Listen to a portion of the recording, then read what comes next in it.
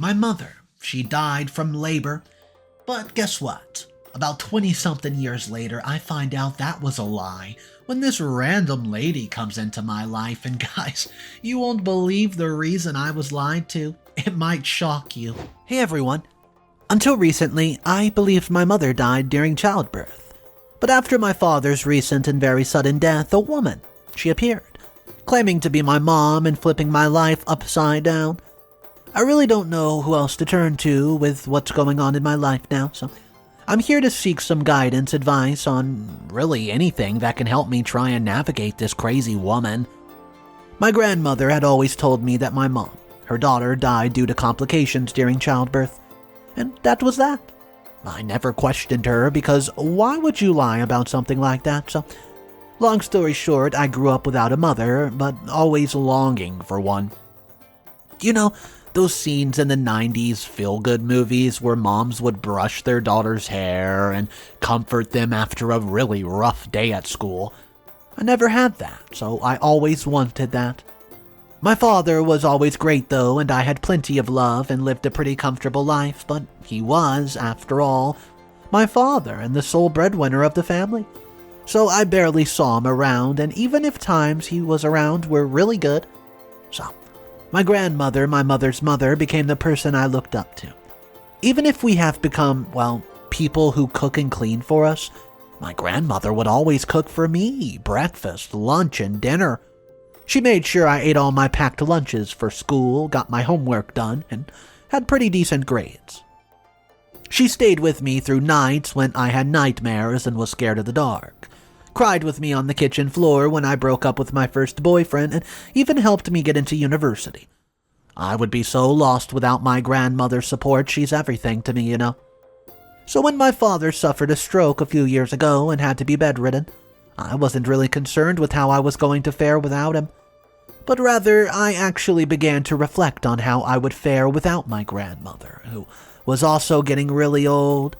She was already 70 years of age, so you can understand my concern. To no one's surprise, my father did not get any better. We took him home from the hospital and watched him wither away. Day by day, unable to take care of himself and dependent on medicines and machines, he could not speak.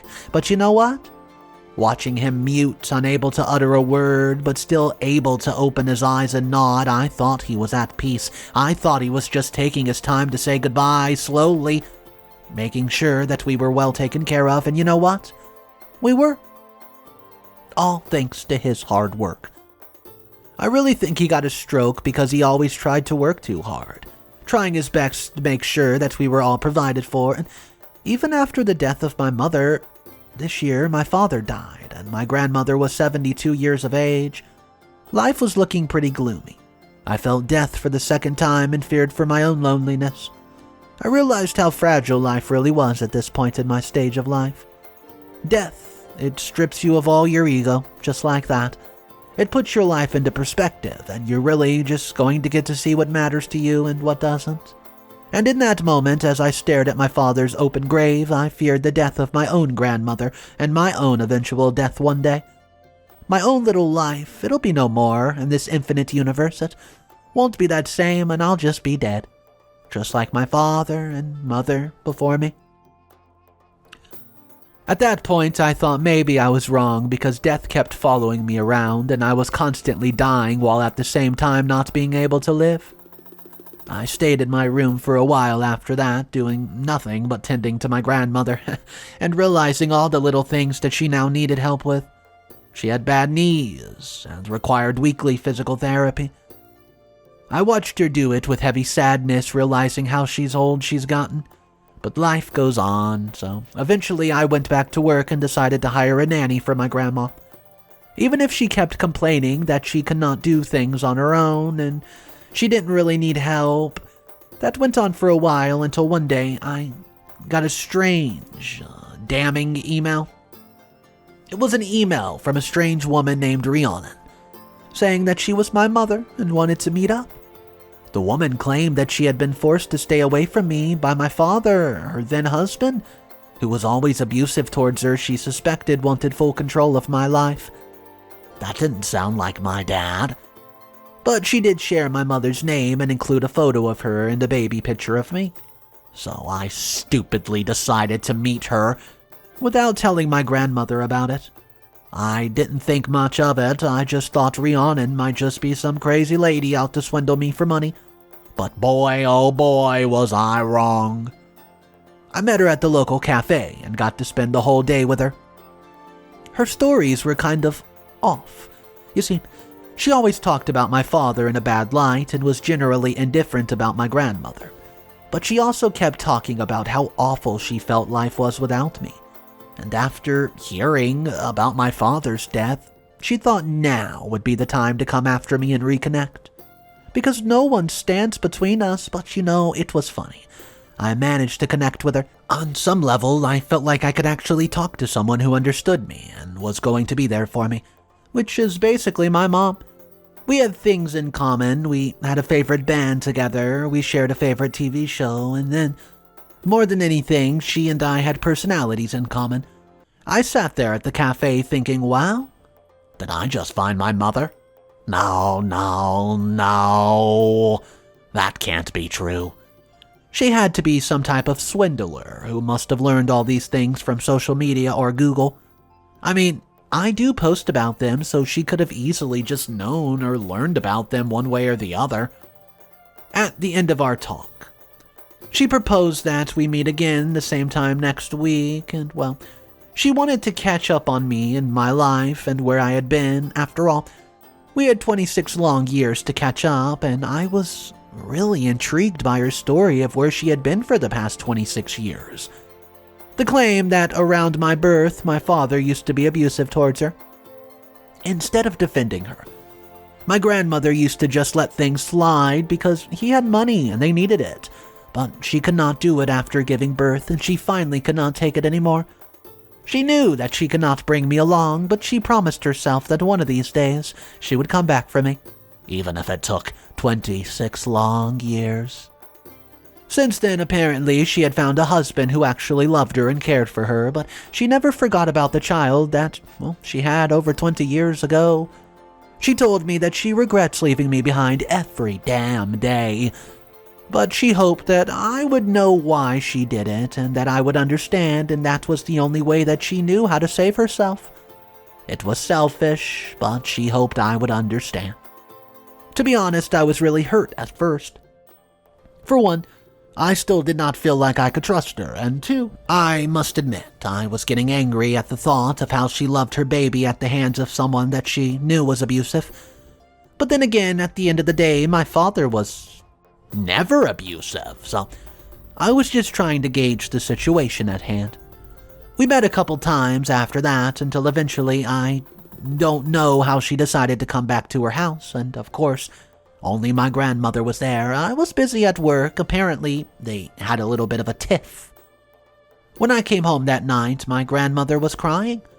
My grandmother told me that Rhiannon is full of lies and that she's the most manipulative person ever.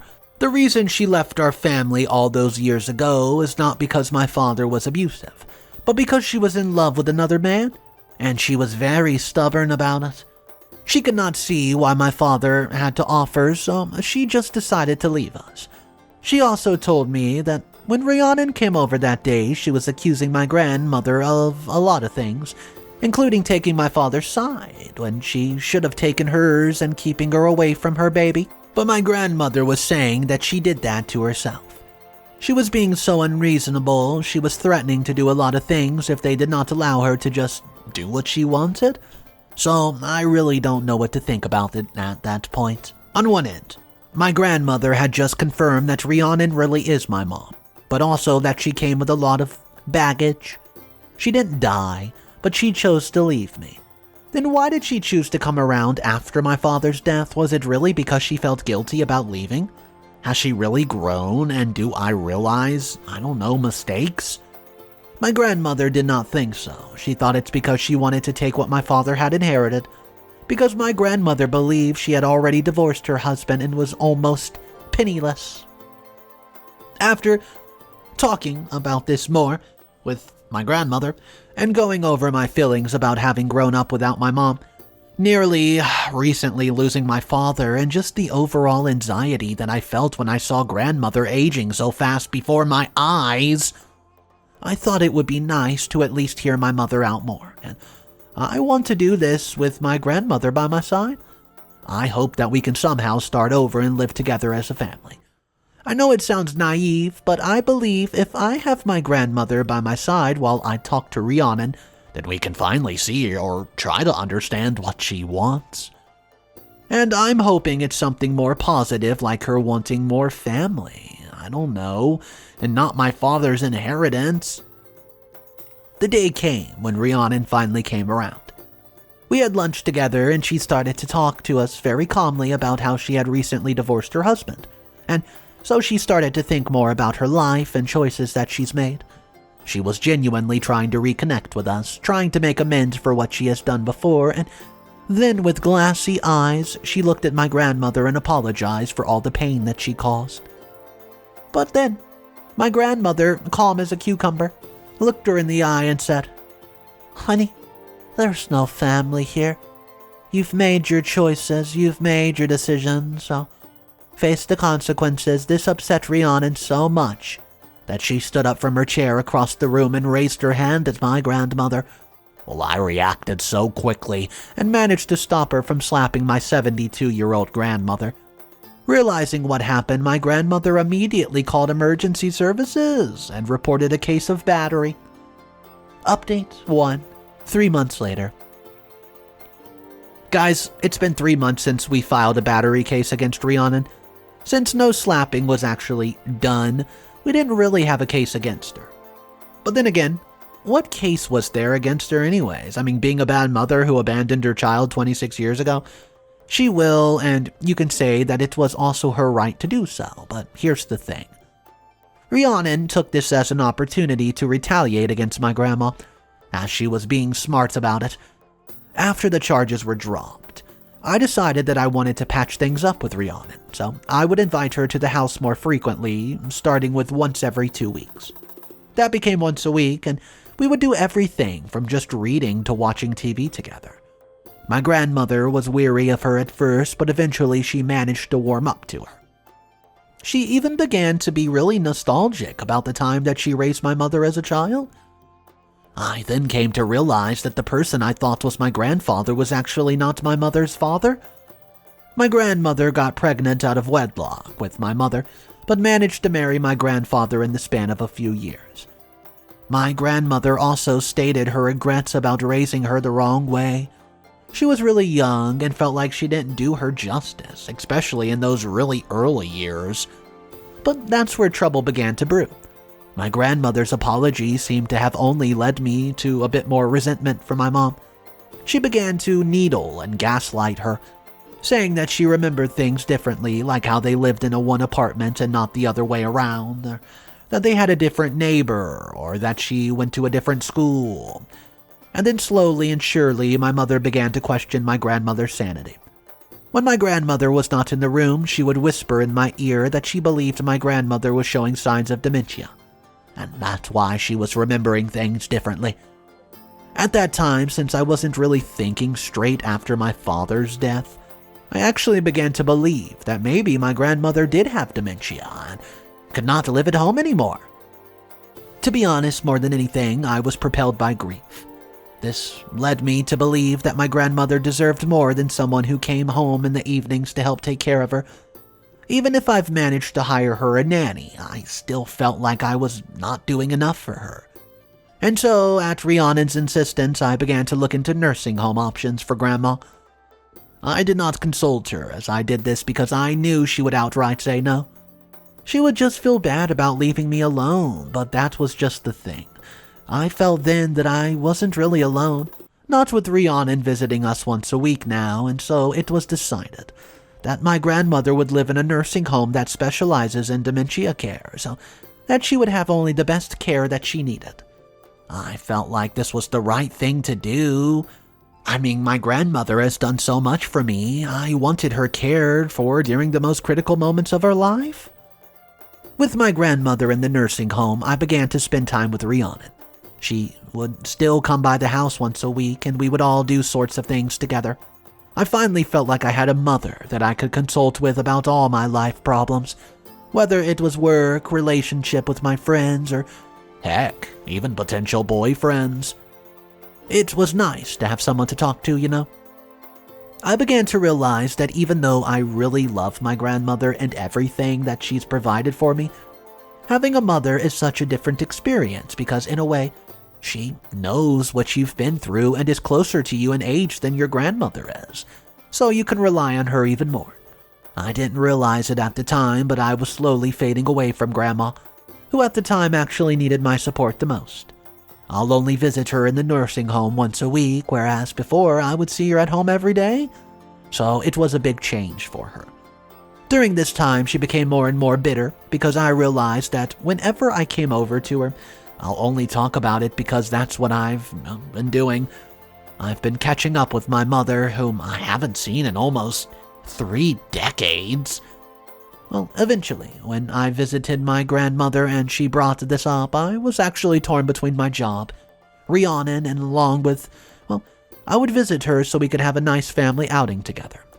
But what I didn't realize was this only made matters worse because behind the scenes, what I did not see was that my grandmother and Rhiannon did not have such a good relationship. My grandmother only made it seem like so because she thought it was going to make me happy. While at the same time, Rhiannon was actually needling her, making her feel like she was crazy, and that's why she ended up in the nursing home in the first place. My grandmother needed more medication because Rhiannon was driving her crazy with all the needling.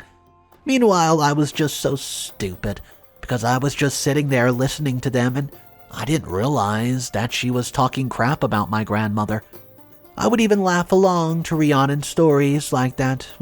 What she would do is she would like to recontextualize my grandmother's life stories and just talk about how bad she was gossiping, really. She'd be like, "Oh, I once knew this person, this really horrible person who used to just take their kids out of school so they could actually go and see their friends." But hey, there's a lot more context that I didn't know, like my grandmother had to do that because her friend was also helping her take care of my mother at that time. She was juggling jobs, and you have to remember that my grandmother is 72 years of age. So this was at a time when women did not really work at all. She had a child out of wedlock, and she also did not have a husband. And then, after believing that simply he'd gotten rid of my grandmother for good, she started working her way into my life for real. This is where things really get bad, because at this point I was a kid who was already desperate for my mother's affection. And I was about to learn the hard way that even if Rhiannon was my biological mother, she wasn't my real mother. At first, it was something really innocent because I was always busy with the way I work as a lawyer. I really rarely had time for myself, and sometimes even when Rhiannon was over, I would still be occupied with work, but she would offer to buy me food because she was always over once a week, and then we would go over to my grandmother's, and I would trust her enough to buy me food with my own credit card. And that escalated to her going out to buy groceries for me, and then even helping me with other chores, and of course I did not want her to use her own money, so I'd always let her use my credit card. Because, she was over more and more often, she was really starting to take over my grandmother's role for me, especially the cooking. So I trusted her and began trusting her with a monthly allowance to just get food, and then she could cook at home. Even if she wasn't really living at home with me, she was always over and we were just okay with it. I was just completely content to have her over. Slowly and steadily, I let her have more and more control over my expenses. Little things like paying the phone bill, the electricity bill, just because I wanted to focus more on work and less on all the homemaking and domestic stuff. Which was very helpful for me, so I started to get, physically sick all of a sudden. I was never really a vulnerable kid, but I used to get it, just like a flu or cold, very easily, and that's what I was feeling. I was easily nauseous, and I attributed this just to work stress because I also got promoted at the same time. But looking back at it now, I think it was something entirely different. Update number 2, 9 months later. 9 months after my grandmother was admitted to the nursing home, Rhiannon, well, was fully living with me. She takes care of everything around the house and communicates with the housekeeper. She pays the bills, so really what I have to do is just work and take care of my health. I think it's stress, but what happened was I developed a respiratory disease, which I think was also because I started to smoke because of work stress. But it could also be something entirely different. I don't know, but all I know is that Rhiannon was helping me a lot with my life, and I was really grateful to have her around. And then one day I caught her slipping something into my food, like opening up a pill and pouring it into my food, and when I confronted her about it, she tried to gaslight me. She tried to outright say that she did not put anything in my food. I must have missed seeing it. I must have seen something else and my eyes are deceiving me, but I knew I'd seen it, so I checked the security cameras at home. Do you know what I saw? I saw her put something in my food for the past few months, and I feel like this is the reason why I've been feeling so sick. I would try my best not to eat her food, but I still felt like she was somehow still slipping things into me. And I actually found out that she kept telling my housekeepers off, saying that I'm her daughter, so with that, she could be preparing my food. Wow, it's true, but that doesn't mean you get to slip drugs into it all the time. So at that point, instead of just telling her to leave, I don't know why I just kept spending a lot of time in my friend's apartment, just so I could live a few days by myself without being slipped drugs. And I began to actually feel better, so I realized that Rhiannon was really doing something. Then I became curious about how she went about her day at home, so I started to check things like my bank account, my credit card bills, double checking, going over things even if I was more aloof, like my expenses and stuff. Like, they didn't seem outrageous. I always just thought, oh, now I have another person in the house, and this person's not so old, so maybe they use more things. But hey, I realized Rhiannon was actually using my credit card for her own expenses. She would take my credit card and just go shopping. So I did what any other sane person would do. I confronted her. I told her, hey, if you need some extra cash or something, you could have just told me instead of stealing. And also, what's all this slipping drugs into my food about? And then she was just suddenly screaming at me like she was a crazy person. She called me an ungrateful brat.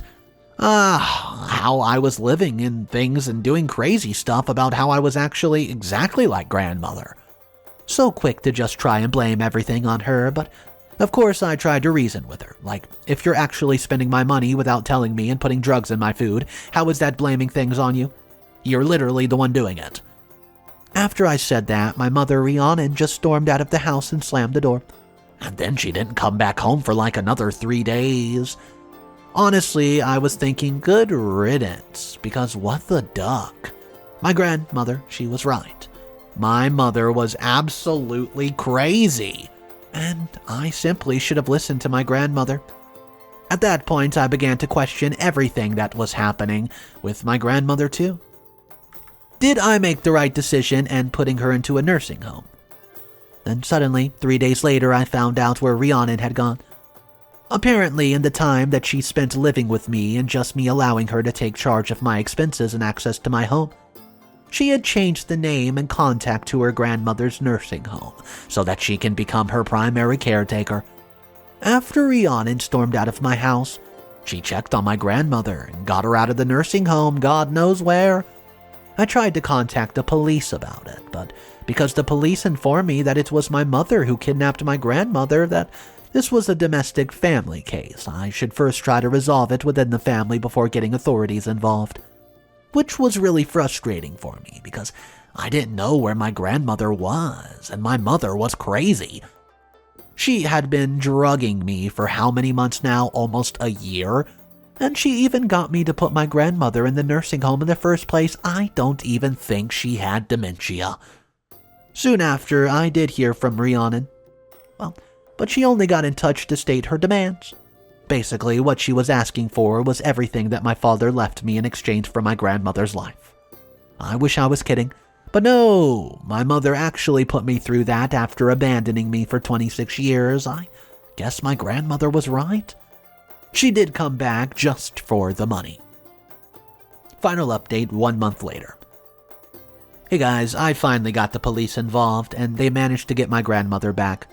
Unfortunately, Rhiannon was just that crazy. She had taken Grandma to a cabin in the woods in the middle of nowhere, and because of my grandmother's condition, and she was old, I ended up losing her too.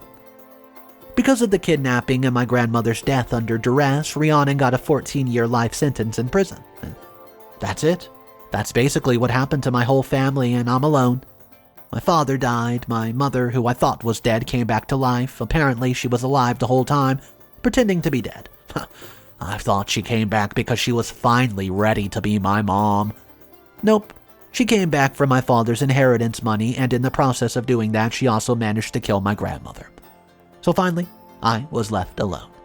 The thing that I feared the most when I started this whole journey was the pain of losing my grandmother, and it is unbearable.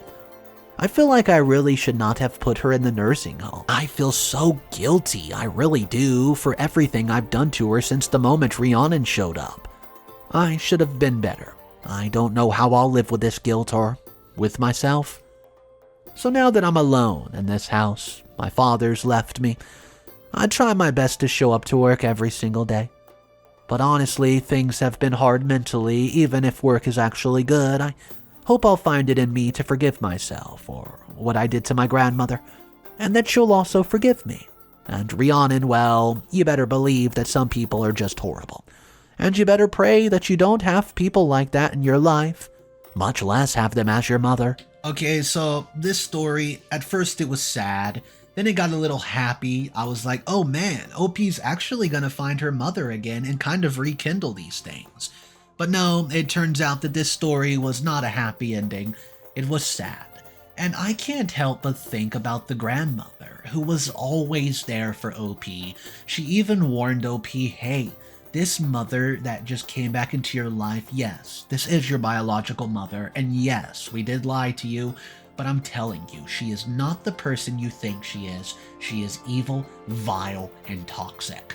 So, when OP basically doesn't listen and kind of starts listening to the bio mother, I was being crushed when I found out that this mother was horrible, and the grandmother was right about all this, and, well, the grandmother ends up passing away in the story, and I just can't seem to think, did she really get treated very poorly in the end, or am I overthinking this? But I really think that OP should have treated her grandmother better. Anyways, let me know your thoughts about this one, guys. This story was pretty heartbreaking. Drop your thoughts down below, but we also have to remember OP, at the end of the story, was left with nobody. No dad, mom in prison, grandmother passed away. It was just a sad story overall. I want to hear from you guys though. My name's Mr. Reddito. I narrate stories every single day. You can find a playlist down below of some of my favorite stories we've talked about.